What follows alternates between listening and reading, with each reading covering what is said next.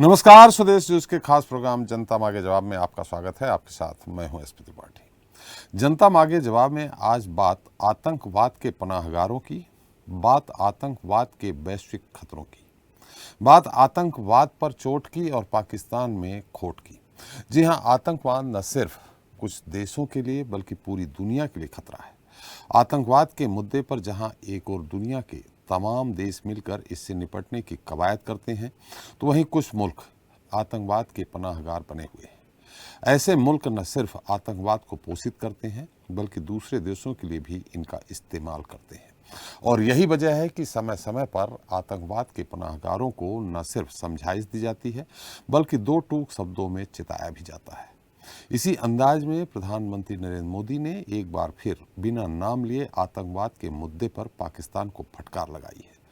प्रधानमंत्री नरेंद्र मोदी शंघाई सहयोग संगठन यानी SCO के वर्चुअल शिखर सम्मेलन की मेजबानी कर रहे थे। इस दौरान प्रधानमंत्री नरेंद्र मोदी ने दुनिया भर के तमाम बड़े नेताओं के सामने आतंकवाद को लेकर पाकिस्तान के चेहरे को बेनकाब किया। पीएम मोदी ने कहा कि आतंकवाद किसी भी रूप में हो, हमें उसके खिलाफ मिलकर लड़ाई लड़नी होगी। पीएम के संबोधन के दौरान सबसे बड़ी और खास बात यह रही कि जब पीएम मोदी आतंकवाद पर पड़ोसी देश को फटकार लगा रहे थे, तब इस वर्चुअल समिट में पाकिस्तान के पीएम शहबाज शरीफ भी मौजूद थे। आपको बता दें कि इससे पहले पीएम मोदी ने अपने अमेरिका विजिट के दौरान जो बाइडेन की मौजूदगी में भी आतंकवाद के मुद्दे पर पाकिस्तान को जमकर लताड़ा था। उस वक्त भारत और अमेरिका ने पाकिस्तान को सख्त हिदायत दी थी कि वह सुनिश्चित करें कि उसकी जमीन का इस्तेमाल आतंकवादी गतिविधियों के लिए नहीं होगा। और अब एक बार फिर इशारों में पीएम ने पाकिस्तान को निशाने पर लिया है। पीएम की सख्ती का पड़ोसी देश पर कितना असर होगा और भारत की इस कूटनीति का आगे क्या प्रभाव पड़ेगा, इसी मुद्दे पर जनता मांगे जवाब में करेंगे चर्चा। आतंकवाद बहाना, पाकिस्तान पर निशाना।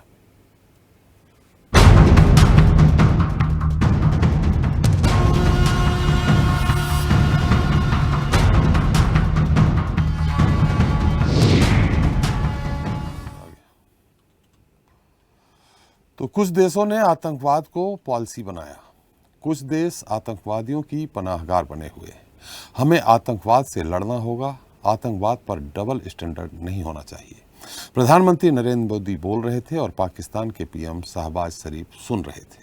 मौका था शंघाई सहयोग संगठन के वर्चुअल शिखर समिट की मेजबानी का।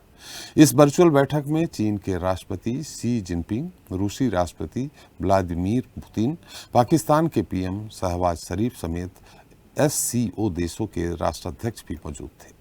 पाकिस्तान के प्रधानमंत्री शहबाज शरीफ के सामने ही पीएम मोदी ने कहा कि कुछ देश आतंकियों को पनाह देते हैं। ऐसे देशों की आलोचना करने से SCO देशों को बिल्कुल भी हिचकना नहीं चाहिए। लेकिन पीएम मोदी के इस बयान से पाकिस्तान के पीएम शहबाज शरीफ तिलमिलाए हुए हैं। भारत के इस कड़े स्टैंड पर शहबाज शरीफ ने भारतीय मुसलमानों और कश्मीर का नाम लिए बिना अल्पसंख्यकों शब्द का इस्तेमाल किया और अपनी झल्लाहट निकालते नजर आए। शहबाज शरीफ ने कहा कि पाकिस्तान आतंकवाद से लड़ने को लेकर प्रतिबद्ध है, लेकिन इसका इस्तेमाल राजनयिक हथियार के रूप में नहीं किया जाना चाहिए। वे यही नहीं रुके, उन्होंने भारत में मुसलमानों की खराब स्थिति होने का आरोप लगाते हुए कहा कि अपने घरेलू राजनीतिक एजेंडे को आगे बढ़ाने के लिए धार्मिक रूप से अल्पसंख्यकों को गलत तरीके से पेश नहीं किया जाना चाहिए। धार्मिक आधार पर जानबूझकर नफरत को नहीं भड़काया जाना चाहिए। उधर भारत हमेशा से ही सभी अंतर्राष्ट्रीय मंचों पर पाकिस्तान की धरती से हो रहे आतंकवाद के मुद्दों को उठाता रहा है। अभी कुछ दिन पहले भी मोदी और बाइडेन संयुक्त राष्ट्र की तरफ से अधिसूचित अलकायदा, जैश-ए मोहम्मद, लश्कर-ए-तौबा, हिजबुल मुजाहिदीन के आतंकियों के खिलाफ ठोस कदम उठाने की अपील की थी। दोनों नेताओं ने सीमा पार आतंकवाद की कड़े शब्दों में निंदा करते हुए पाकिस्तान को कड़े शब्दों में हिदायत भी दी थी। अब इस तमाम कवायद को भारतीय कूटनीति की बड़ी जीत और पाकिस्तान की नीति के हार के तौर पर देखा जा रहा है। लेकिन आतंकवाद के मुद्दे पर भारत की नसीहत को लेकर अब पाकिस्तान भड़का हुआ है। तो चलिए इसी मुद्दे पर बात करेंगे, जिसके लिए हमारे साथ मौजूद हैं। चलिए पहले बाइट सुन लेते हैं क्या है। एक्सेलेंसी, आतंकवाद क्षेत्रीय एवं वैश्विक शांति के लिए प्रमुख खतरा बना हुआ है। हम चुनौती से निपटने के लिए निर्णायक कार्रवाई आवश्यक है। आतंकवाद चाहे किसी भी रूप में हो, किसी भी अभिव्यक्ति में हो, हमें इसके विरुद्ध मिलकर लड़ाई करनी होगी। कुछ देश क्रॉस बॉर्डर टेररिज्म को अपनी नीतियों के इंस्ट्रूमेंट के रूप में इस्तेमाल करते हैं, आतंकवादियों को पनाह देते हैं। एससीओ को ऐसे देशों की आलोचना में कोई संकोच नहीं करना चाहिए। ऐसे गंभीर विषय पर दोहरे मापदंड के लिए कोई स्थान नहीं होना चाहिए। टेरर फाइनेंसिंग से निपटने के लिए हमें भी आपसी सहयोग बढ़ाना चाहिए। Terrorism in all its forms and manifestations, including state terrorism, must be condemned in clear and unambiguous terms. There can be no justification for the killing of innocent people, regardless of the cause or pretext. Similarly, religious minorities should never be demonized in the pursuit of domestic political agendas.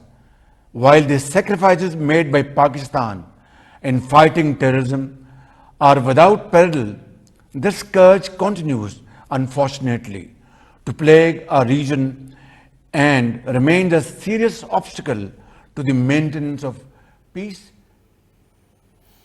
तो इस मुद्दे पर चर्चा करने के लिए हमारे साथ जुड़े हैं रक्षा विशेषज्ञ हैं अनुपम तिवारी जी हैं, विदेशी मामलों के जानकार रिटायर्ड कर्नल संतपाल राघव जी हैं, पाकिस्तान से वरिष्ठ पत्रकार राना अली शोएब जी हमारे साथ जुड़ेंगे, कांग्रेस नेता टी.के. भारद्वाज जी हैं और बीजेपी नेता गुलरेज शेख जी हैं और हमारे साथ हैं स्वदेश न्यूज़ के managing editor RP. Srivastava ji. आप सभी का हमारे इस खास कार्यक्रम में बहुत बहुत स्वागत है। पहले राघव जी, आपको मेरी आवाज़ आ रही? जी जी जी राघव जी, मेरी आवाज़ आ रही है आपको? जी जी जी। सबसे पहला तो सवाल यही है कि एक तरफ हम एससीओ की बात करते हैं, तो ऐसी स्थिति में जो दूसरा संगठन बना है उससे हम किस तरह से निपट पाएंगे? जी देखिए, हमारा सवाल मतलब कि नाटो एक बना है, हम नाटो के समानांतर इसको मानते हैं। अब ऐसे में आपस में ही सामंजस्य नहीं है और एक दूसरे के खिलाफ आतंकवाद का प्रयोग किया जा रहा है, तो नाटो से कंपैरिजन कैसे होगा? जी देखिए, जो इसका मेन उद्देश्य है संघाई सहयोग संगठन का, जी, वो काउंटर बैलेंस अमेरिका का जो प्रभाव है एशियन क्षेत्र पे, उसको जो है इसका मेन उद्देश्य ये है। इसका जो आपने प्रश्न किया है जी, कि इसको हम कैसे काउंटर करें, नाटो के समक्ष लेके आए। जी, देखिए, ये एक प्रयास है, जो इसका उद्देश्य है, वो जब ये संगठन आया था तो इसका उद्देश्य बड़ा साफ था कि इसको नाटो को काउंटर बैलेंस करना है। लेकिन हमारे ही कुछ जो देश हैं एससीओ के, जो कि संघाई सहयोग संगठन के कुछ मेंबर देश हैं, वहां पे जो विभिन्नता है, जो आपस में कोल्ड वार है या टेररिज्म है या मिलिटेंसी है, उनको बिगर नाम लिए प्रधानमंत्री जी ने आज ये कहा है। एक शक्ति के तौर पे जो बाकी देश हैं और जो क्षेत्रीय संगठन है, यानी कि जो कंट्रीज हैं हमारे जो क्षेत्र के, जहां पे बहुत ही विश्व का ऊर्जा का भंडार, और दूसरी तरफ हम जाएं कि वहां पे जैसे लाइक अफगानिस्तान है, उसमें काफी समस्या है, तो उसको हमें बैलेंसिंग करना है। जो आप देखें कि इस विकास में जो पाइपलाइंस आनी है, जो ईरान, पाकिस्तान, इंडिया की जो लाइन आनी है, जो ऊर्जा के क्षेत्र से आना है, जो विकास है, तो ये सब चीजें जो हैं, एक बहुत बड़ा विश्व का मार्केट है। यहाँ पे प्रौद्योगिक क्षेत्र जो इंफॉर्मेशन टेक्नोलॉजी है, टेलीकॉम है और वित्तीय है, बैंकिंग है, ये एक जो व्यवस्थाएं हैं इनको एक और ऊंचे पायदान पे लाना है।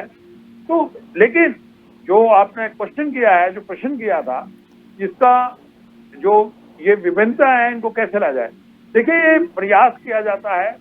कुछ एक देश हो सकता है कि वो बैक डोर से इन चीजों को बढ़ावा दें, टेररिज्म को, मिलिटेंसी को और ह्यूमन राइट वायलेशन को, लेकिन हमारे सामूहिक प्रयास से जो हमारी शक्ति है उससे हम इसको काउंटर बैलेंस कर सकते हैं।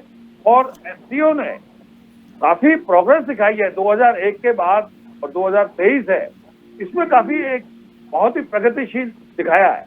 तो ये एक सामूहिक प्रयास है, इसको हम काउंटर बैलेंस कर लेंगे। पॉजिटिव दृष्टि से हमें सोचना चाहिए और हम एक इसको समांतर लेके आ सकते हैं। जी जी, चलिए हम आते हैं फिर से आपके पास, तिवारी जी के पास चलते हैं। तिवारी जी, मेरी आवाज आ रही है आपको? जी जी त्रिपाठी, मैं सुन पा रहा हूँ। जी तिवारी साहब, जैसा कि मैंने राघव जी से भी सवाल किया है, वो ठीक है, जब कोई एक समूह बनता है उसके काउंटर कोई दूसरा समूह बनता है, तो जो दूसरा काउंटर समूह बनेगा जब उसमें सामंजस्य नहीं होगा, वैचारिक मतभेद होंगे या और तरह के मतभेद होंगे, तो कैसे ये दूसरे समूह का सामना करेंगे, ये अलग मुद्दा है। प्रधानमंत्री जी ने जो आज एक तरह से चेताया है, उन्होंने बिना नाम लिए परोक्ष रूप से जो उन्होंने पाकिस्तान पे अटैक किया है, हालांकि चाइना पे उस तरह से नहीं बोले, तो उससे क्या, जैसे रूस है, अन्य देश हैं, क्या उनके दबाव में जो हमारे पाकिस्तान प्रशिक्षित आतंकवादी यहाँ भेजता रहा है उसमें कुछ कमी आएगी क्या, या रक्षा के मामले में क्या प्रभाव पड़ेगा? देखिए त्रिपाठी जी, एससीओ जो ऑर्गेनाइजेशन है, जैसा ऑर्गेनाइजेशन है, जैसी इसकी रूपरेखा है जी, उसमें भारत का पाकिस्तान के प्रति सिर्फ एक काम है कि पाकिस्तान को विश्व राजनीति में अलग थलग करने की दिशा में कदम बढ़ाया जाए। जी, प्रधानमंत्री जी का जो आज का भाषण था, जो आतंकवाद के ऊपर उन्होंने करारी चोट की बात कही थी, वो उसी दिशा में मैं उसको देखता हूं कि पाकिस्तान को एससीओ जैसे तमाम मंचों में विश्व के सामने बेनकाब किया जाए, और प्रधानमंत्री जी इसमें पूरी तरह से आज भी सफल रहे हैं।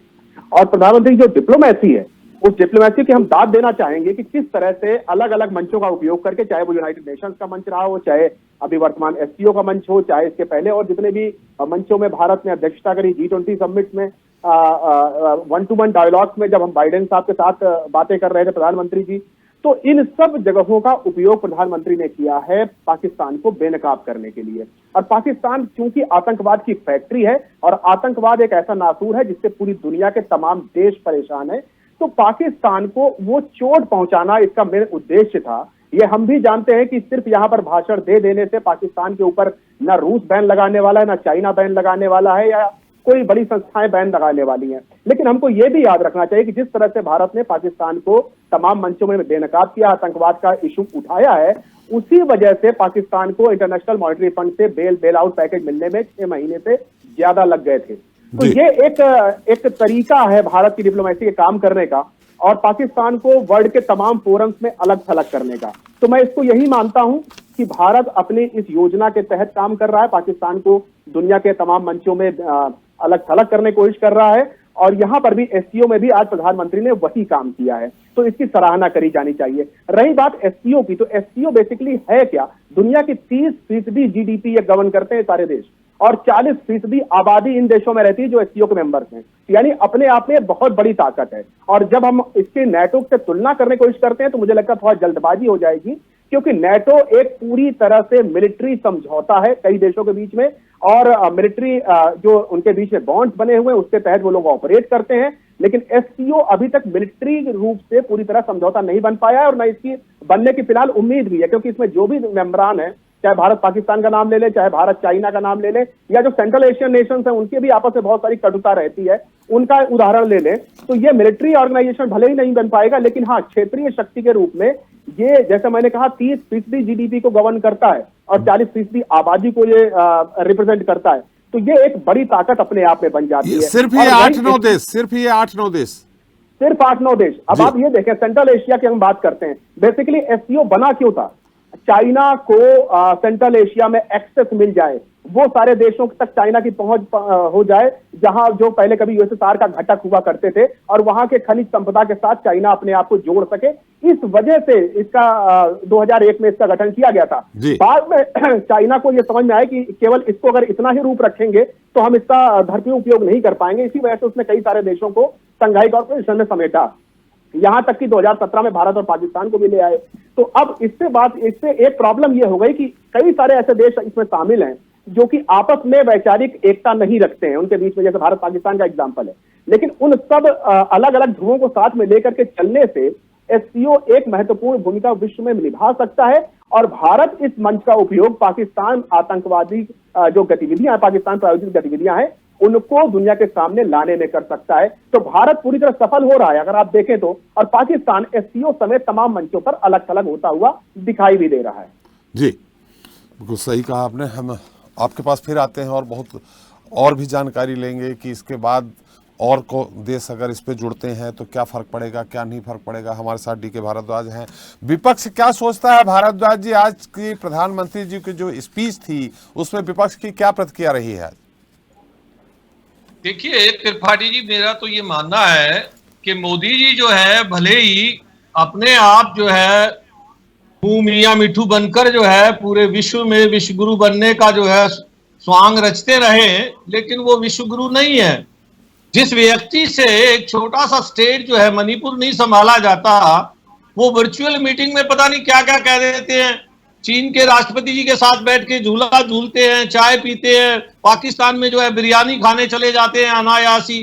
तो ये सब बातें जो है पॉलिटिकल प्लेटफॉर्म पे तो बहुत अच्छी लगती है, लेकिन हमारी जो फॉरेन एक्सटर्नल जो पॉलिसी है उसमें बहुत बड़ा सुधार हमें चाहिए। और उसके साथ साथ हमें ये भी देखना होगा कि हम किन मुद्दों पर जो है इन लोगों से हाथ मिला रहे हैं। आप जो है हर बात में जो है 56 इंच का सीना लेकर जो है चढ़ जाते थे। वो 56 इंच का सीना कहाँ है जब चीन हमारे अंदर घुस जाता है? पाकिस्तान जो है इतनी जो है बेशाना हटके कर देता है तो वो आपका करारा जवाब नहीं दे पाते हैं। एक सिर के बदले 100 सिर लाने की बात करते थे, वो कहाँ है? ये सब बातें जो है जनता को जो है ललायित करने के लिए तो अच्छी हैं, लेकिन एक पॉलिटिकल प्लेटफॉर्म पे अच्छी बन सकती थी, लेकिन ये बनाने में नाकामयाब रहे हैं। और अभी आप देखिए, आपने अभी जो है जिक्र किया हमारे बाइडेन साहब का, जी अमेरिका में गए। अमेरिका में जो है लोगों ने मुखर होकर एयरपोर्ट से लेके व्हाइट हाउस तक प्रोटेस्ट किया, उसको किसी मीडिया ने जो है कवर नहीं किया।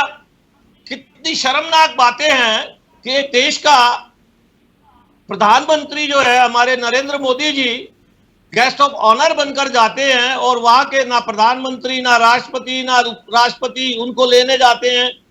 ये तो प्रोटोकॉल का जो है बहुत बड़ी जो है वो हुई है, और उनके साथ जो है उस नाकामी को छुपाने के लिए नए नए स्वांग रचते हैं। तो मैं तो नहीं मानता ये सब बातें।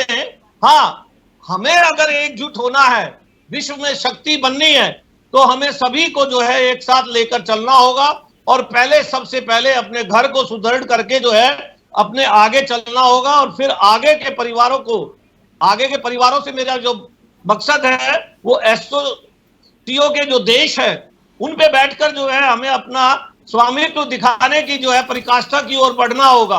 अनायास जो है ये सब बातें कहना, कुछ भी कह देना, मीडिया को फेस नहीं करना, किसी व्यक्ति ने अगर एक सवाल पूछ लिया तो उसके पीछे जो है पूरी अमेरिका का जो है बवाल हो गया, और वहां के जो है भारद्वाज जी थोड़ा सा रोकेंगे हम आपको। आपने कहा कि एक सिर के बदले 100 सिर, दो सर्जिकल स्ट्राइक की है और सक्सेसफुल सर्जिकल स्ट्राइक हुई है।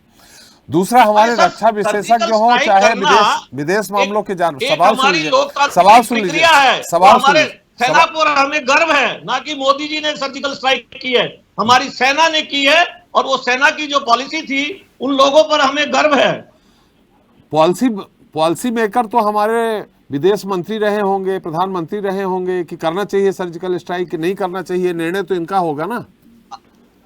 अरे सर, निर्णय पहले भी लेते रहे हैं। पहले भी इंदिरा जी के टाइम में पाकिस्तान के 2 टुकड़े कर दिए गए थे, मुझे फिर रामान जी को बचा के लाया गया था, बांग्लादेश बना दिया गया था, तो उस समय जो है इस तरह की बातें नहीं की। क्या जी। वो एक सर्जिकल स्ट्राइक नहीं थी जिसका कोई जिक्र नहीं करते? अरे अटल जी ने दुर्गा स्वरूप कहा था इंदिरा जी को, पूरा विपक्ष तारीफ कर रहा था। अरे सर, अटल जी का तो मात्र 1% भी अंश नहीं है मोदी जी में। जी। अभी अभी कल परसों जो है गुरु पूर्णिमा गई है, उन्होंने अपने गुरुओं को जो है क्या सौगात दी है इस देश में, वो किसी भी उससे छुपी नहीं है। क्या सौगात दे दी? हमेशा जो है गुरु को जो है ब्रह्मा से ऊपर जो है माना गया है। जी। आप खुद देखिए कितने दरकिनार कर दिया गया है गुरुओं को। जो भी इनके सानिध्य में आए गुरु, वो आज उनको जो है किसी भी पॉलिटिकल प्लेटफॉर्म पे नजर नहीं आते। भारद्वाज जी, देश पर ये राज राजनीतिक करना रूप से चाहते हैं नहीं, ये। राजनीतिक रूप से नहीं, हमारा रक्षा विशेषज्ञ और विदेश मामलों के जो जानकार हैं किसी पार्टी से नहीं जुड़े हैं, वो प्रधानमंत्री मोदी जी मैं की वही तो कह रहा हूं कूटनीति सर, की वो प्रधानमंत्री जी प्रशंसा कर रहे हैं। हमारे प्रधानमंत्री जी वर्चुअल मीटिंग करके ये सब जता देते हैं। वो एक क्षण भी अपने मणिपुर पर नहीं बोल पाए। वो ईरान अफगानिस्तान चले जाते हैं। मैं मणिपुर का एससीओ की मैच बैठक में देखने में मणिपुर शर्म पे आती थोड़ी है। बोलेंगे। एससीओ की बैठक में पर हमारा SCO की टॉपिक क्या है मीटिंग- आज? एससीओ है कि टॉपिक क्या है हमारा? जी, वही मैं सवाल कर रहा हूँ सर गुल्ले साहब। एससीओ जी जी, एससीओ की उसमें मणिपुर पे थोड़ी बोलेंगे वो। अरे तो सर बोलना चाहिए ना। अमेरिका में उनको अभी एससीओ के प्लेटफॉर्म पे करा महाराष्ट्र में के भी आए बोलना हैं। था, उनको एनसीपी पे भी बोलना था, उनको शरद पवार पे भी बोलना था, उनको अजीत पवार पे भी बोलना गुलरेज था। साहब एक मिनट, आ ही रहा हूँ। गुलरेज साहब आप ही के पास आ रहा हूँ। गुलरेज साहब आपके पास आ रहा हूँ, उनकी बात खत्म ही हो रही है। बोलो ना गुलरेज साहब आ रहा हूँ आप ही के पास, उनकी बात भारद्वाज जी की खत्म हो रही। भारद्वाज जी। सर मेरा मानना ये है, देखिए अगर आप एक विदेश में कोई विदेश नीति लेकर चलते हैं तो सबको जो है पक्ष और विपक्ष को सम्मिलित करिए। एक क्षत्रिय तानाशाही मामले से मत चलिए। राजीव गांधी जी ने लीडर ऑफ अपोजिशन बना के अटल बिहारी वाजपेयी जी को भेजा अमेरिका में, इलाज कराया। डेमोक्रेसी की मिसाल देने के लिए पूछा गया कि इंडिया में डेमोक्रेसी क्या होता है, तो अटल बिहारी वाजपेयी जी ने खड़े होकर कहा था कि देखिए मैं हूं जीता जागता डेमोक्रेसी का उदाहरण। तो इस तरह के एग्जाम्पल क्रिएट करिए ना। चलिए, आप किसी व्यक्ति विशेष को लेके, किसी व्यक्ति विशेष के प्रति जो है इस तरह की द्वेष भावना मत रखिए। कौन से और व्यक्ति रही विशेष बात के? ये किस व्यक्ति विशेष के प्रति विशेष के देश द्वेष की भावना? भावना मतलब पाकिस्तान को बुरा बोलेंगे तो आपका पेट दुख जाएगा, चीन अरे को सर, कुछ कोसेंगे तो पाकिस्तान आपका को पेट दुख बुरा जाएगा। बोलते समझ हैं, नहीं आता ये वहां रिश्ता बिरयानी क्या खाने कहलाता चले है? जाते हैं, मुंह में राम बगल में छिरी। पाकिस्तान को बुरा बोला, पाकिस्तान कांग्रेस को को तकलीफ जो हो है रही है, बिरयानी खाने चीन चले को बुरा जाते हैं। बोलते हैं। चलिए कांग्रेस चलिए के पेट में गुलरेज साहब, आप ठीक है, भारद्वाज जी क्या है मैं साहब? फिर आऊंगा आपके पास। गुलरेज जी क्या कहेंगे आप जो भारद्वाज जी कह रहे हैं? अब उत्तर दीजिए आप। है कि इनको बुरा लगा, इनके दल को, कि प्रधानमंत्री जी ने पाकिस्तान को एक्सपोज कर दिया। प्रधानमंत्री जी ने उस चीन को भी एक्सपोज किया, वो भी उनके राष्ट्रपति महोदय के सामने एक्सपोज किया जिनसे ये चंदा लेते हैं। उस चीन से को एक्सपोज किया है जिससे इनकी पार्टी ने एमओयू साइन किया था जिसकी पार्टी के साथ। तो इनको तकलीफ हो रही है इसलिए बोल रहे हैं। और कितनी बार देखिए हमारे बीच में कर्नल साहब भी बैठे हैं और रक्षा विशेषज्ञ है वो। रक्षा तो वो विशेषज्ञ कह रहे हैं कि पाकिस्तान को कोई फर्क नहीं पड़ना है। ये जो आज की मीटिंग हुई है, उन्होंने जो कूटनीति अपनाई है उससे पाकिस्तान में कोई फर्क नहीं पड़ना। आतंकवाद की फैक्ट्री जैसे चल रही है वैसे चलती रहेगी। देखिए मैं फॉरेन पॉलिसी के ऊपर लिखता हूँ और फॉरेन पॉलिसी के जर्नल्स में भी लिखता हूँ, आप जानते हैं इस चीज को, तो मैं उस पर ही आने वाला हूँ। लेकिन जो इन्होंने कहा अभी कांग्रेस के हमारे मित्र ने कि पाकिस्तान को हमने जवाब नहीं दिया, भाई साहब पाकिस्तान को हमने उरी में भी जवाब दिया, पाकिस्तान को हमने बालाकोट छोड़ के भी जवाब दिया। जिस भाषा में पाकिस्तान समझता है उसको उस भाषा में जवाब दिया। चीन के विषय में बड़ी स्पष्ट बात है, चीन के आंखों में आग डालकर हम खड़े रहे और 1 इंच भी भारत भूमि की 2014 के बाद से ऑक्यूपाई नहीं करने दी। अब बात आती है कि हमने पाकिस्तान को क्यों कहा, यहाँ पर उस पर क्या प्रभाव पड़ता है। केवल पाकिस्तान को ही नहीं कहा, हमने चाइना को भी एक्सपोज किया है वहां पर। वो क्यों कैसे किया है? पाकिस्तान टेररिस्ट को भेजता है, पाकिस्तान टेररिस्ट को पैदा करता है, पाकिस्तान उनको ट्रेन करता है, लेकिन जब यूएन के अंदर हम उनके खिलाफ कुछ लेकर आते हैं, उनको यूएन की लिस्ट में सॉर्ट आउट करने की कोशिश करते हैं, तो चीन बचाता है। इसलिए मोदी जी के समक्ष स्क्रीन पर शी जिनपिंग बैठे थे, लेकिन उसी समय वो ये बात कर रहे थे कि आतंकवाद को लेकर दोनों को एक साथ एक्सपोज किया जा रहा था। और जहां तक एससीओ का विषय है, डेफिनेटली एक बड़ा मंच है, लेकिन हमको ये भी नहीं सोचना चाहिए कि इसके कंपैरिजन हम करें नेटो के साथ। हम इसलिए नहीं कर सकते क्योंकि दुनिया में केवल 2 ऑर्गेनाइजेशन है, एक नेटो है और एक सीएसटीओ है, जिसके आर्टिकल 5 जैसे प्रावधान है, जिसको वॉशिंगटन पैक्ट बोलते हैं नेटो में, और सीएसटीओ में दूसरा है कि एक पर हमला मतलब सब पर हमला माना जाता है। और ऐसे कोई व्यवस्था मिलिट्री की न एससीओ में है, न ब्रिक्स में है, न और किसी संगठन में है। केवल एक सीएसटीओ जो रशिया लेड ऑर्गेनाइजेशन है, उसके आसपास के देशों की, उनके लिए ऐसी व्यवस्था है। तो बेसिकली ये जो ऑर्गेनाइजेशन है, ये एंटी टेरर काम करती है। इनकी बड़ी एक अच्छी एक्सरसाइज होती है जिसको रेड्स एक्सरसाइज कहा जाता है। वो एंटी टेरर एक्सरसाइज करते हैं उसमें। फिर जो हमारा वाणिज्य की बातें हैं, वाणिज्य और इकोनॉमी की, उसको लेकर कार्य किया जाता है। वो उसका निर्माण बेसिकली यूएसएसआर के विघटन के बाद हुआ था शंघाई 5 के रूप में। और उसका कारण ये था कि जो चाइना और रशिया के बीच में जो बॉर्डर के इश्यूज थे, उनको सुलझाने के लिए। फिर बाद में ये हुआ, उसको एक्सटेंड करना शुरू किया कि उसको इकोनॉमी को कमर्शियल एस्पेक्ट में भी उसको एक्सपांड करें। उसके बाद कट्टरवाद और टेररिज्म को रोकने के लिए रेड्स की एक्सरसाइज शुरू की। उसके बाद चाइना चाहता था पाकिस्तान आए, लेकिन कहीं बैलेंसिंग एक्ट के रूप में रशिया चाहता था इंडिया भी वहां पर रहे, तो हमने भी ज्वाइन किया। और हमको ज्वाइन करने से एक मंच मिलता है जिसमें हम कहीं ना कहीं चीन पर भी चेक करते हैं और हम पाकिस्तान पे भी चेक करते हैं। देखिए, फॉरेन पॉलिसी में एक चीज मानी जाती है कि either you are on the table और you are on the menu. मतलब या तो आप खाने की टेबल पर होते हैं या फिर जो वो मेनू कार्ड होता है उसमें होते हैं। तो भारत मेनू कार्ड में कभी नहीं रहना पसंद करता। भारत हमेशा खाने की टेबल पर रहता है ताकि हम वहां बैठकर निर्णय कर सके। तो एससीओ एक उभरती हुई संस्था है, एक उभरता हुआ संगठन है और हम उस पर लीड कर रहे हैं, अच्छे लीडिंग रोल में है। लेकिन जहां पर कुछ गलत होता है, हमारे हितों के ऊपर आंच आती है, चाहे चीन जो है वो आतंकवादियों को बचाता हो या फिर पाकिस्तान उनको पैदा करता हो, भेजता हो, तो हम एक्सपोज करेंगे। तो कांग्रेस का पेट नहीं दुखना चाहिए उस पर। चलिए, अभी हमारे भारद्वाज जी ने बहुत सारे आरोप लगाए थे, उनके उत्तर भी हम आपसे जानना चाहेंगे। लेकिन हम एक बार फिर आते हैं राघव जी के पास। राघव जी, मेरी आवाज आ रही है आपको? जी राघव साहब, जैसा कि 2017 में भारत इसका सदस्य बना और कहा जा रहा है कि उज्बेकिस्तान हो, तजाकिस्तान हो, कजाकिस्तान हो या किर्गिस्तान हो, इन 4 देशों में जो व्यापार हमारा था वो 17-18 में 11,000 करोड़ था, जो बढ़ के अभी 21,000 करोड़ हो गया 19-20 का जो आंकलन आया। तो क्या एससीओ के मेंबर अगर भारत नहीं होता तो ये व्यापार उन देशों से नहीं कर पाता क्या? जी, देखिए, आज का जो विश्व है, जो आज आप देख रहे हैं, जो चक्र है, वो एक शांति, विकास की तरफ बढ़ रहा है। और जो देश जहां पे प्रॉब्लम्स है, लाइक अफ्रीका आल्सो, वहां भी वो लोग शांति चाहते हैं। शांति जहां पे होगी वहां पे व्यापार होगा, आदान प्रदान होगा और जो विकास की ओर रास्ता जाएगा। आज लोगों ने और हेड ऑफ द गवर्नमेंट्स हैं, कुछ एक देशों को छोड़कर उनका जो डेवलपमेंट है जीडीपी का, एक व्यापार है और आदान प्रदान है, उसके से पूरा विकास। बिकॉज आज एक विश्व एक परिवार की तरह है। तो पुराने 19th सेंचुरी की तरह नहीं है कि जो अलग थलग जो वहां पे है।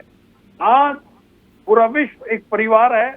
अगर एक विश्व के किसी भी कोने पे, जैसा यूक्रेन का मैं एग्जांपल दे रहा हूं आपको, वहां पे वॉर चल रही है, तो ये इफेक्ट पूरे विश्व को पड़ रहा है। पहले ऐसा नहीं था। 19वीं सेंचुरी में एक लिमिटेड एरिया को फर्क पड़ता था, आज पूरे विश्व को फर्क पड़ता है।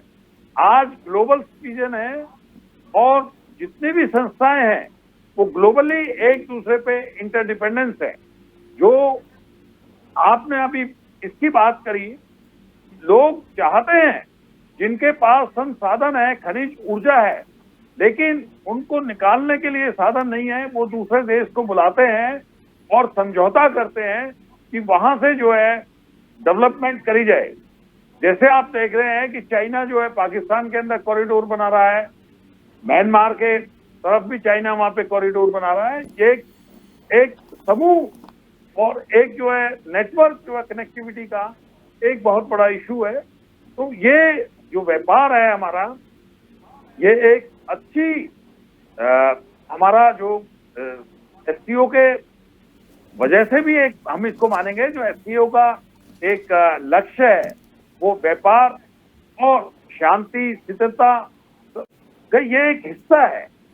इससे जो है बहुत ही अच्छा मतलब एक मैसेज जाता है और पूरे विश्व को जो ये आज एक विकास हो रहा है, ये एक बहुत बड़ा मुद्दा है। अगर ये छोटे छोटे ग्रुप और भी अच्छे मजबूती लाते हैं तो और भी व्यापार और जीडीपी हमारा बढ़ेगा। जी श्रीवास्तव जी, आपके इस पूरे मुद्दे में हमें टिप्पणी चाहिए और आपका सवाल आप रक्षा विशेषज्ञ से पूछना चाहेंगे या विदेश मंत्रालय जानकार से? पहले आपकी टिप्पणी। देखिए त्रिपाठी जी, बड़ा स्पष्ट रूप से जो संघाई सहयोग संगठन है उसके जो देश हैं जी, आप पहले उनका पूरा देश देखिए कौन कौन से हैं जो खास करके एशिया के महाद्वीप के देश हैं और इनको जो है और सोवियत रूस से जुड़ा हुआ है। लेकिन मेरा ये कहना इसमें है, जो सबसे बड़ी बात है कि ये देश हैं इनके आपस में ही नहीं जमती है। जो आज प्रधानमंत्री जी ने जो भाषण दिया आतंकवाद को लेकर के, तो बगल में अपना पड़ोसी देश पाकिस्तान है और पाकिस्तान अगर इस तरह के आतंकवाद फैलाता है या उसको सपोर्ट करता है चाइना, तो ये संगठन पहली बात तो है कि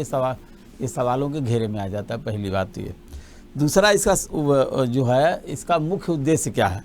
पहली बात पारस्परिक सुरक्षा है, राजनीतिक और आर्थिक सहयोग है, ये सारी चीज़ें हैं उनके साथ। तो ये सारे चीज़ों को लेकर के हम जहाँ तक बात करते हैं नाटो की, हम नाटो से अभी तुलना इसकी नहीं कर सकते।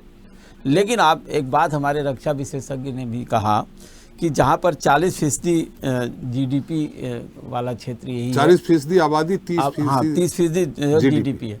तो एक समझिए कि व्यापार को लेकर के अगर देखा जाए कि बहुत बड़ा जो विश्व का एक बहुत बड़ा सेक्शन है जहाँ चाइना भारत जैसे उभरती हुई अर्थव्यवस्था है, जहाँ पर एक तरह से आप देखिए जो छोटे छोटे देश हैं उनसे भी व्यापारिक और व्यावसायिक संबंध हैं। ऐसे में आतंकवाद एक रोड़ा है जी। और जिसको लेकर के प्रधानमंत्री जी ने ये बात कहा। सवाल है कि जब कोई भी विश्व के किसी भी मंच पर किसी भी फोरम पर प्रधानमंत्री जब जाते हैं तो ये आतंकवाद एक बहुत बड़ा मुद्दा है और उस पर वहाँ कोशिश ये करते कि पाकिस्तान अपनी इन हरकतों से बाज जाए, लेकिन वो आता नहीं है। अब रही बात है कि सहयोग कैसे होगा, हालांकि इस क्षेत्र में इतनी आर्थिक विकास के बहुत सारे जो है एक तरह से आयाम खोले जा सकते हैं और खुल भी रहे हैं। तो इसको लेकर के सबसे बड़ी बात समझने की, जहाँ तक ये सैन्य संघ नाटो से तुलना करने की बात है, अब जब आपस में सहयोगी नहीं है तो वहाँ पर सामरिक रूप से कैसे उनकी तुलना की जा सकती है? सवाल है कि सामरिक रूप से हम जो है इस तरह से हम इकट्ठा नहीं हो पा रहे हैं। तो सबसे पहले तो इसको दूर करना होगा। आपने एक बात और कहा कि आपका सवाल क्या? भाई सवाल वही यही निकलता है, चाहे रक्षा विशेषज्ञ हों हमारे या हमारे विदेशी मामलों के जानकार। मेरा सिर्फ एक सवाल है कि इस संघाई सहयोग संगठन, किससे सवाल है आपका? राघव जी से, तिवारी जी से? हमारा राघव जी सवाल है कि ये जो संघाई सहयोग संगठन है, अगर ये सारी चीज़ों में अंतर विरोध है तो जब तक ये दूर नहीं होगा इस संगठन का औचित्य क्या है? राघव जी, हमारे मैनेजिंग एडिटर साहब सवाल कर रहे हैं कि जब अंतर विरोध चल रहा है आपस में ही, तो इसका औचित्य क्या है? जी, प्रश्न बहुत अच्छा है। देखिए, इसकी जो एससीओ का जो गठन हुआ, इसका सिर्फ एक उस वक्त लक्ष्य था कि अमेरिका को काउंटर चेक किया जाए और उसका जो प्रभाव इस क्षेत्र में नहीं आए जी, यानी कि एशिया में उसका क्षेत्र में नहीं आए। ये इसका प्रथम मुख्य जो है संगठन का लक्ष्य था। और इसके जो दूसरे थे कि यहाँ पे राजनीतिक और शांति स्थिरता रहे, व्यापारिक भी बढ़ावा आए। तो आप अगर देखें कि रशिया और चाइना वो अमेरिका को इस में यहाँ पे नहीं आना चाहते, उनका प्रभाव नहीं देखना चाहते। ये उनका एक बहुत बड़ा टारगेट था। लेकिन जो अभी पैनलिस्ट ने हमसे जो पूछा है, देखिए आज जो स्थिति है, जो जियो स्ट्रेटेजिक और जो कंट्रीज की जियो पॉलिटिकल, वो बड़ी डायनेमिक है। हर देश अपना हित चाहता है, अपने जो उसके मुद्दे हैं, जो उसके हित में हैं, उनको वो प्रथम रखना चाहता है। और वो कैसे रखना चाहता है, वो उनकी एक डिप्लोमेसी है, जो फॉरेन अफेयर पॉलिसी है। वो अब हर नेशन अपने को उन मुद्दों को रखना चाहता है, उनसे उनको क्या हित हो रहा है, उनको फायदा हो रहा है। लेकिन जो आपने पाकिस्तान की तरफ कहा, पाकिस्तान का एक एजेंडा है एंटी इंडिया प्रोपेगेंडा, और इंडिया को कितना नुकसान पहुंचा जाए वो उनकी गवर्नमेंट का एजेंडा रहा है। जो भी वहाँ टॉप गवर्नमेंट है, कश्मीर का मुद्दा है, ये सब मुद्दे उनके इंटरनल पॉलिटिक्स है। और उनका जो पॉलिटिक्स का मुद्दा है वो हमेशा रहेगा।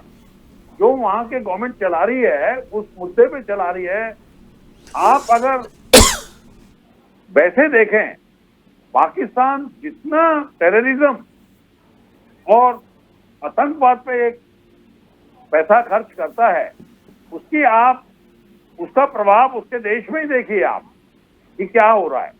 तो ये एक उनकी पॉलिसी रहेगी। आप इस पॉलिसी को एक संकीर्ण उससे देखिए। लेकिन जब एक मंच पे आते हैं तो उद्देश्य जो है, तो पाकिस्तान उसमें डिफर नहीं करता है। जो हमारे एससीओ का जो उद्देश्य है, उससे वो सारे जो चार्टर पे साइन किए हुए हैं उसको मानता है, उन सब चीजों को मानता है। और देखिए हर गवर्नमेंट का उनका कोई ना कोई हित है। जैसे चाइना है, आप चाइना का व्यापार का देखिएगा कि चाइना ने जितना भी व्यापार, आज से मैं आर्मी से हूं, मैं आपको ये बता रहा हूं कि उनका 30 वर्ष पहले उन्होंने जितने इक्विपमेंट थे सारे ऑफ रोड थे, और उनका सिर्फ विकास मुद्दा था, व्यापार मुद्दा था कि कैसे उसको फैला जाए, कैसे उसके जीडीपी को आगे किया जाए, उनके इंटरनल भी और एक्सटर्नल भी। आज जब उनका जीडीपी और जो उनका जो है फाइनेंशियल स्टेटस बहुत अच्छा हो गया है, जो अच्छा विकास हो गया है, फिर उन्होंने जो फिजिकल अपग्रेड किया है सारे वेपनरी सिस्टम को, लास्ट 10 to 15 ईयर्स में उन्होंने जो रिफॉर्म्स लेके आए हैं, या वो थिएटर कमांड्स का है, या वो उन्होंने अपने एटॉमिक का है, या वेपनरी का है, ये सब जो उन्होंने सामरिक शक्ति, जो उन्होंने डिफेंस को मजबूत किया है, नेवी, आर्मी, एयरफोर्स को जो मजबूत किया है, वो एक व्यापार करने के बाद में है, क्योंकि उसमें भी उनका अपना हित है। आप चाइना की पॉलिसी जानते हैं, एशिया में ही नहीं, जितने उनके बाउंड्रीज लगती हैं, वो हर देश में एक्सपेंशन करना चाहते हैं, विस्तारवादी, और जो हड़पना चाहते हैं। जी जी। तो ये एक उनका, मैं कंक्लूड करता हूं कि उन्होंने हर देश के अपने हित हैं। कोई व्यापार का हित मान रहा है, कोई विस्तारवादी का मानता है, कोई दूसरे देश को है, लेकिन उद्देश्य आप एससीओ को देखें तो वो संपूर्णता, अखंडता, व्यापारिक और विकास का एजेंडा है। जी, यही सवाल तिवारी जी से भी एक बार समझ लेते हैं। तिवारी साहब, मेरी आवाज आ रही है आपको? जी, मैं सुन पा रहा हूँ। जो हमारे मैनेजिंग एडिटर ने सवाल किया था राघव जी से, उस पे आपकी भी हम राय जानना चाहते हैं, क्या होगा। और ये सारी बैठकों से क्या और सदस्य और देश, क्या एशिया के बाहर के देश और भी जुड़ सकते हैं क्या एससीओ की बैठक में, एससीओ से? देखिए त्रिपाठी जी, सवाल की जहां तक बात है तो श्रीवास्तव जी का सवाल बहुत वाजिब है कि जब आपस में ही लोगों में नहीं बन रही है तो आखिर इस तरह के ऑर्गेनाइजेशन का मतलब क्या रहेगा? लेकिन मतलब होता है, देखिए विदेश नीति में, विशेष करके डिप्लोमेसी में आपके कभी दुश्मन नहीं हुआ करते। मैंने कहीं पढ़ा था और मुझे ये लाइन बहुत अच्छी लगी थी कि विदेश नीति में आपका कोई दुश्मन नहीं होता है, या तो आपके दोस्त होते हैं या तो प्रोस्पेक्टिव दोस्त होते हैं जिनको आप दोस्त बना सकते हैं। तो ऐसे ऑर्गेनाइजेशन इस दूसरी वाली परिभाषा को बहुत सही से पढ़ते हैं। अब आप अगर केवल पाकिस्तान का ही उदाहरण ले लें तो भारत और पाकिस्तान के जो संबंध है निश्चित रूप से बहुत खराब है, और भारत यहां पर पाकिस्तान को विश्व मंच से अलग थलग करने की कोशिश भी कर रहा है। लेकिन इसके साथ अगर हम डिप्लोमेटिकली समझने की कोशिश करें तो भविष्य में पाकिस्तान में क्या होगा ये आज हम नहीं जानते हैं। तो हम क्यों ना एक विंडो लेकर के चलें कि अगर पाकिस्तान अपनी आदतों में सुधार करता है, पाकिस्तान के अंदर वो आतंकवाद का जो नासूर है जिसकी हम हर जगह पे बातचीत करते हैं, अगर वो नासूर खत्म होता है तो हम हो सकता है पाकिस्तान के साथ भी संबंध अच्छे बना लें। यही हाल चीन के साथ है कि चीन के साथ अगर हमें बॉर्डर पर क्लैशेस बंद हो जाए, चीन अपनी महत्वाकांक्षा को थोड़ा समेट ले और भारत के ऊपर ओवर पावर करने की कोशिश ना करे तो शायद हमारे साथ चीन के रिश्ते भी आगे चलकर के बेहतर हो जाएं। तो ऐसे ही कुछ सकारात्मक चीजों को लेकर के ऐसे ऑर्गेनाइजेशन चलते हैं। और रही बात इस ऑर्गेनाइजेशन के ओरिजिन की, तो जैसा मैंने पहले कहा था कि बेसिकली चीन की मंशा ये थी कि सेंट्रल एशिया के जितने भी देश हैं जो यूएसएसआर से अलग हुए हैं उन सबके पास एक बड़ी खनिज संपदा है। तो वहां पर चीन अपने पैर फंसाना चाह रहा था, पैर पसारना चाह रहा था, क्योंकि वो यूएसएसआर से अलग हुए थे और रूस की कंडीशन थोड़ा सा पॉलिटिकली और सामरिक रूप से डिस्टर्ब थी आज से 20 साल पहले। तो इस वजह से चीन को उस ब्लैंक को भरना चाहा और वहां से एक व्यापारिक फायदा लेने की कोशिश करी थी। भारत ने भी इस चीज को समझा था वहां पर, और भारत ने समझने के बाद भारत ने भी, जैसा अभी आपने आंकड़े दिए थे कि 2.7 अरब के आसपास का व्यापार भारत ने सेंट्रल एशियन कंट्रीज के साथ बढ़ाया है। तो ये वही बात है कि हम क्यों ना उसको, जिसको चीन जहां पर ट्रैप करना चाह रहा है, हम भी वहां से फायदे उठाएं, हम उन देशों के साथ मिले, क्योंकि अगर हम आप जोड़ नहीं पाएंगे तो आप विश्व की एक महाशक्ति नहीं बन पाइएगा। तो भले ही आज अगर आप देखें तो ताजिकिस्तान हो, किर्गिजिस्तान हो, उज्बेकिस्तान हो, इनमें आपस में भी विवाद है और इन देशों के अंदर इंटरनल प्रॉब्लम्स भी बहुत सारी हैं। कई सारी कम्युनिटीज में क्लैशेस देखने को मिलता है, धर्म के नाम पर क्लासेस के नाम पर वहां पर भी लड़ाइयां होती हैं। लेकिन उसके बावजूद हम चाहते हैं कि हम विश्व के ज्यादातर देशों के पास पहुंचे, उनके साथ व्यापारिक समझौते, सुरक्षा के समझौते और तमाम तरह के समझौते करें, जिससे कि हम अपना फायदा भी उठा सकें और उन देशों का फायदा भी करवा सकें। अब रही बात इस मौजूदा मीट की, अगर आप देखें एससीओ की, तो एससीओ की मौजूदा मीट में भारत अध्यक्षता कर रहा था, और अध्यक्षता करने के साथ साथ पिछले एक साल में भारत ने 134 बैठकें एससीओ की ऑर्गेनाइज करवाई हैं। और ये अपने आप में बहुत महत्वपूर्ण बात है, क्योंकि जब एक तरफ हम ये देख रहे हैं कि भारत पाकिस्तान या चीन के साथ आपसी संबंध अच्छे नहीं है, उसके बाद भी भारत 134 बैठकें करवा लेता है। तो ये हमारी डिप्लोमेटिक जो टीम है जो इस समय काम कर रही है, उसकी हमको सराहना करनी चाहिए। और उसके साथ साथ 14 बैठकें मंत्री स्तर की हुई हैं, देखिए एससीओ की पिछले एक साल के अंदर। तो ये 14 बैठकें ये बात बताती है कि भले ही तमाम डिफरेंसेस हों, लेकिन भारत इन अपने तमाम देशों के साथ, एससीओ के देशों के साथ पहुंचना चाह रहा है, मिलना चाह रहा है, उनसे अपनी बात स्पष्ट रूप से कहना चाह रहा है। अब आतंकवाद का मुद्दा एक ऐसा मुद्दा है जिस पर लगभग सारे देश भारत से सहमत हैं कि इस मुद्दे का जनक पाकिस्तान है, और पाकिस्तान को के लिए बहुत बड़ी प्रॉब्लम है। अगर पाकिस्तान नहीं सुधरता है तो पाकिस्तान को इसका खामियाजा भुगतना पड़ेगा, जैसा मैंने एग्जांपल दिया IMF वाला अपने पिछले भाषण में। तो यही चीज है।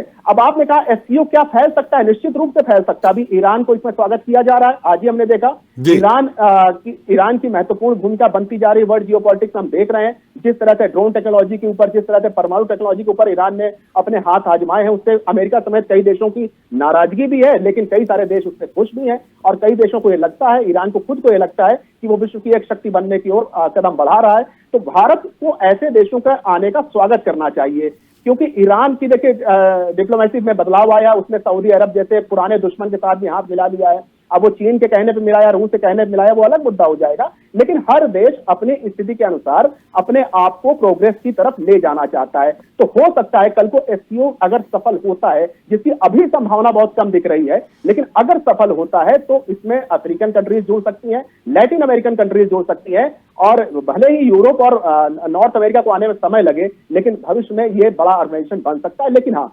डिफरेंसेस को कम करना पड़ेगा, और डिफरेंसेस को कम तभी किया जा सकता है जब हम उसी चश्मे से देखें, जैसे मैंने शुरुआत में कहा था, विश्व डिप्लोमेसी में कोई दुश्मन नहीं होता है, या दोस्त होते हैं या तो प्रोस्पेक्टिव दोस्त होते हैं।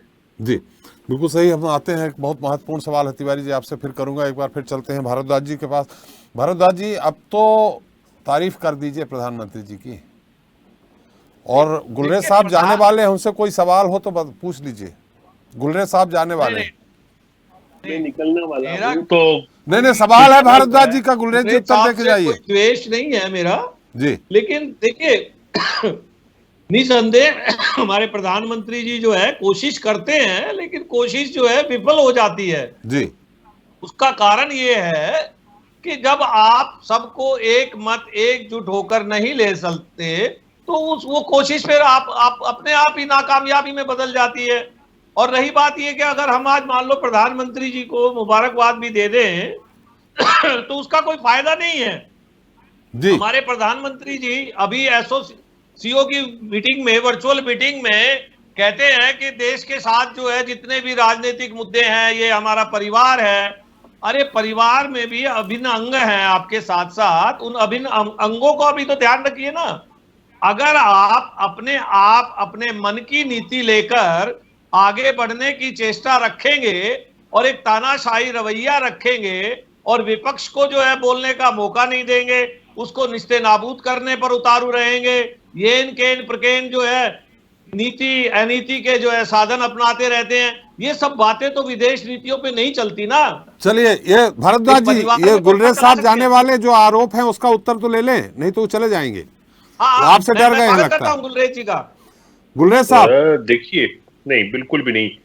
जब फॉरेन पॉलिसी की बात आती है तो प्रधानमंत्री जी सबको लेकर चलते हैं। मैं इसका सबसे अच्छा उदाहरण देता हूं आपको जी। शशि थरूर बीजेपी के तनिक भी नहीं है, किसी प्रकार का सॉफ्ट कॉर्नर भी नहीं रखते अटैक करने में। और ये वही शशि थरूर हैं जो मल्लिकार्जुन खड़गे से चुनाव लड़े थे और जस्ट सेकंड आए थे चुनाव में। हो सकता था यदि कुछ सपोर्ट मिलता कुछ वर्गों का वहां पर कांग्रेस में, तो हो सकता है कांग्रेस के अध्यक्ष भी बन जाते। लेकिन जब उन्होंने ऑक्सफोर्ड यूनियन में खड़े होकर ग्रेट ब्रिटेन को आड़े हाथों लिया था तो प्रधानमंत्री जी ने बिल्कुल सामूहिक सबके सामने भी उनकी तारीफ की और ट्वीट करके भी उनको बधाई दी। उनका वीडियो भी ट्वीट किया था, आपको स्मरण होगा तो, कि जिस तरह से उन्होंने ग्रेट ब्रिटेन की जो पास्ट था भारत के खिलाफ उसको एक्सपोज किया। ब्रिटेन में जाकर प्रधानमंत्री जी ने न केवल सराहना की बल्कि उनका वीडियो ट्वीट किया। तो जब विदेश नीति की बात होती है ना तो उसमें कोई दोस्त नहीं होता, कोई दुश्मन नहीं होता, केवल गुलरेज साहब, थरूर साहब का आपने उदाहरण दिया। थरूर साहब क्या थे आप जानिए विदेश में, आपको पता होगा। नहीं, वो उस समय थे शशि थरूर जी। हाँ, तो उनको विदेश मामलों में बहुत जानकारी है, इसलिए प्रधानमंत्री जी ने वो किया। लेकिन वो सीनेट के मेंबर थे शायद अमेरिका में। वो उन्होंने 2016 में जब वो विपक्ष के सांसद थे और सांसद वहां गए थे ब्रिटेन में, तब उन्होंने बात की। और जब उन्होंने देश का पक्ष रखा तो उनकी तारीफ की, उनकी प्रशंसा की। अब राहुल गांधी जाते हैं, जब देश का विरोध करते हैं, देश को अपमानित करते हैं, तो उनकी हम बुराई करते हैं। देखिए, जब फॉरेन पॉलिसी की बात होती है ना तो उसमें कोई मित्र नहीं होता, कोई उसमें शत्रु नहीं होता। परमानेंट एक ही चीज होती है, वो नेशनल इंटरेस्ट होती है। और नेशनल इंटरेस्ट कांग्रेस के भी वही होना चाहिए जो हमारे हैं। तो मुझे नहीं लगता कि जब हम बात करते हो, अच्छा हुआ कि जो पाकिस्तानी गेस्ट आपने बोल रहा था ज्वाइन करेंगे इस वार्ता में हमारे साथ, वो नहीं आए। वरना कांग्रेस ने जिस प्रकार की बात की थी तो हमारे लिए देश के लिए तकनीकी कारणों से नहीं जुड़ पाए, तकनीकी कारणों से नहीं जुड़ पाए, आए नहीं, तकनीकी कारणों से नहीं जुड़ पाए। जो है पूर्व राज्यपाल जब जो है पुलवामा पे सवाल उठाते हैं और मोदी जी को कटघरे में करते हैं खड़ा, तब आपके मुंह में दही जम जाती है, उसका जवाब नहीं दे पाते हैं। वो पॉलिटिक्स करने की कोशिश कर रहे हो, गलत कर रहे हैं। देखिए, आप समझिए, ये वही व्यक्ति है जिसके विषय में आप बात कर रहे हो। इसने पहले ये कहा था कि जब मैं अमित शाह जी से मिला तो उन्होंने मोदी जी के विषय में ये कहा। फिर बाद में द वायर को जो उन्होंने करण थापर को इंटरव्यू दिया, उन्होंने बोला नहीं, उन्होंने ऐसा नहीं कहा, मैंने गलत कहा। बोलते हैं मोदी जी, वो ऑन लाइव अपनी बात से मुकर जाए, उसकी बात पे कैसे विश्वास कर सकते हैं। लेकिन ये हमारा सौभाग्य था इस डिबेट का कि पाकिस्तानी गेस्ट में ज्वाइन नहीं हुआ, वरना कैसा बुरा लगता कि भारत के प्रधानमंत्री को भारत के विपक्ष किस प्रकार से बात कर रहा है। ऐसी हरकतें, टुच्ची हरकतें जो कांग्रेस कर रही है पाकिस्तान में भी नहीं होती हमारी, कि हमारा विपक्ष इतना ज्यादा है। जब विदेश नीति होती है तो उसमें भी डोमेस्टिक बातें करता है राजनीति। चलिए एक बार तिवारी जी, मुझे दूसरे चैनल पे जाना था। नमस्कार जी धन्यवाद आपको गुलरेज साहब। तिवारी जी, एक जानना चाहेंगे, इसमें कुछ देश चाहे श्रीलंका हो, नेपाल हो, उसमें ये बताया कि ये डायलॉग सदस्य हैं और कुछ देश हैं इसमें, अफगानिस्तान है और कुछ देश हैं जो ऑब्जर्वर सदस्य हैं। ये क्या है, एससीओ के स्थायी मेंबर नहीं हो सकते क्या ये? नहीं, इनको भविष्य में बनाया जा सकता है स्थायी मेंबर। भारत की भूमिका जो थी 2005 के बाद से, भारत एससीओ का पर्यवेक्षक था यानी ऑब्जर्वर था, और 2017 में यानी 12 साल के बाद भारत एससीओ का परमानेंट मेंबर बना। भारत और पाकिस्तान दोनों बने, तो एक लंबा समय लिया, दोनों साथ में थे, क्योंकि जब भी आप नया ऑर्गेनाइजेशन बनाते हैं तो बहुत सारे देशों को वहां पर ऑब्जर्वर की भूमिका दी जाती, तमाम अन्य भूमिकाएं दी जाती, ताकि वो लोग आए, उसको समझें कि आखिर यहाँ पर हो क्या रहा है, और उसी चीज को समझने के बाद वो उसमें शामिल हो सकते हैं अगर उनको लगेगा। जैसे भारत और पाकिस्तान शामिल हुए, ईरान अब शामिल होने जा रहा है, अफगानिस्तान एक ऐसा इशू है जिसको लेकर के एससीओ को बहुत माथापच्ची करनी पड़ेगी, क्योंकि अफगानिस्तान को किसी सरकार ने मान्यता नहीं दी है, वर्तमान तालिबान सरकार को, और उसके बाद अफगानिस्तान के साथ संबंध भी रखना है, उसको एससीओ का मेंबर भी बनाना है। तो ये एक बहुत टेढ़ी कीर है, इसके ऊपर बहुत ज्यादा विवाद होने वाले हैं मुझे लगता है भविष्य में चल करके। और रही बात नेपाल की, श्रीलंका की या तमाम अन्य देशों की, तो इनको अलग अलग भूमिकाएं दी जाती हैं ताकि अगर भविष्य में वो इनके साथ जुड़ना चाहें तो जुड़ जाएं। तो एक तरह से एससीओ को एक्सपैंड करने की पॉलिसीज होती है, किसी भी ऑर्गेनाइजेशन को एक्सपैंड करने की पॉलिसीज होती है। आप ब्रिक्स का उदाहरण दीजिए, ब्रिक्स को भी बड़ा करने की बातें चल रही हैं। ऐसा माना जा रहा है कुछ देश ब्रिक्स के साथ भी जुड़ सकते हैं। ऐसा माना जा रहा है कि नेटो के साथ तो लगातार जुड़ते रहते हैं। अगर आप देखें तो नेटो की बात कर रहे थे हम, यूक्रेन नेटो में शामिल हो जाए, इसी को लेकर के तमाम बवाल हो गया, रूस ने यूक्रेन के ऊपर अटैक कर दिया, ये भी हम देख रहे हैं। तो जो भी ऑर्गेनाइजेशन होते हैं उसमें कई सारे अन्य देशों को एज एन ऑब्जर्वर या और किसी भूमिका में रखा जाता है ताकि वो भविष्य में उनके साथ जुड़ सके। और इसके लिए उनको साथ में रखने के साथ एक ये भी फायदा होता है कि जो उन पर्टिकुलर देशों के विरोधी हैं वो भी ये समझ जाते हैं कि भविष्य में ये देश इस संगठन का हिस्सा बन सकता है, तो जो भी आपत्तियां हैं वो वहां पर पहले ही दर्ज करा दी जाती हैं ताकि उस देश को वहां पर शामिल किया जा सके या ना किया जा सके। तो यह एक प्रक्रिया है जो कि किसी भी एक संगठन के साथ अनवरत चलती रहती है। मतलब डायलॉग पार्टनर और ऑब्जर्वर पार्टनर ये दोनों समान ही हैं लगभग, ये माने? नहीं, समान तो नहीं कह सकते हैं, सबकी अलग अलग भूमिकाएं होती है। डायलॉग पार्टनर की बात होती है वो अपनी बातें रख सकता है, उसकी बात मानने के लिए एससीओ के संगठन के सदस्य विवश नहीं है या पॉलिसी मेकिंग में उसका हिस्सा नहीं बना सकते हैं उसको।